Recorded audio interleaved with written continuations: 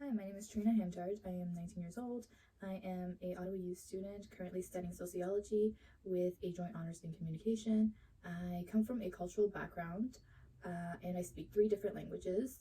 I live in a family of 5, including myself, in a single house with 3 bedrooms. I have also traveled to 4 different countries, including America, France, Germany, and Switzerland. I am also an amazing cook. I love cooking different types of foods from all over the world. My favorite meal to cook would be pasta because it brings a fair share of joy to me. Starting my first year in university has been way different than what I would have ever imagined. Studying virtually and being in a global crisis definitely created more stress, and it affected me both negatively and positively. I developed and learned to appreciate things in the world deeply, and that nothing in life should be taken for granted. Working during COVID with customers definitely had its highs and lows. I learned to develop and create a balanced work schedule to maintain the necessary requirements in my life. Finding my passion was something that I started to implement during quarantine. I developed a passion for doing nails during the pandemic, and I loved the inspirations and the motivations behind every support. Due to COVID, I was conducting all of my research and writing my daily field reports in my room in my desk area.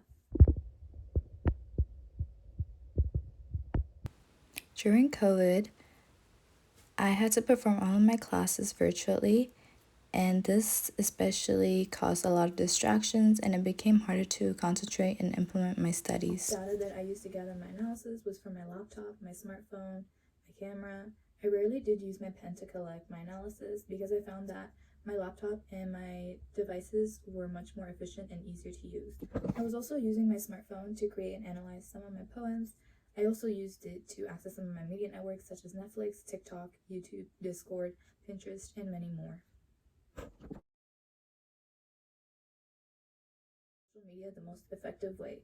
Although this took lots of practice and constraint, I was able to focus and create a balanced schedule to become productive and motivated throughout quarantine. In the beginning of my studies, I became super attached to social media, allowing it to drain me and become harmful to my body to the point where I was losing focus on everything in my life. But by creating a timer, it allowed me to manage my studies efficiently and be able to provide productivity throughout quarantine and the rest of my studies. My favorite piece of artwork that I was able to create for this project was my rose sculpture. Personally, I found that my sculpture was very sentimental and close to my heart. A lot to me because of the connections that are stimulated through the sculpture. It also took me the longest to make because of the meanings behind it. I also very deeply treasure my artwork, especially this one, because it represents who I am, and through that I'm able to view a creative structure of myself. My artwork is something that I cherish as it represents the thought and the creation of an important part in my life. By treasuring my artwork, I am able to look back on the pieces and structures that I constructed and ultimately take that part of my life in value. I was able to analyze my data by producing a coding chart, which ultimately allowed me to see my significant use of my social media intake and the daily production of it. I noticed that my coding chart shows the pattern of my emotions and throughout the use of the media platforms that I've used within my field reports. I ultimately learned from analyzing the data that there's a high presence of positive emotions and negatives that occur throughout my coding. Media consumption reveals a lot about me and the world that I'm partaking in. After looking deeply through the patterns of my media and my daily intake, I was able to come into a conclusion and realize that the relations of the structure and the broader relations of the world around me are being impacted.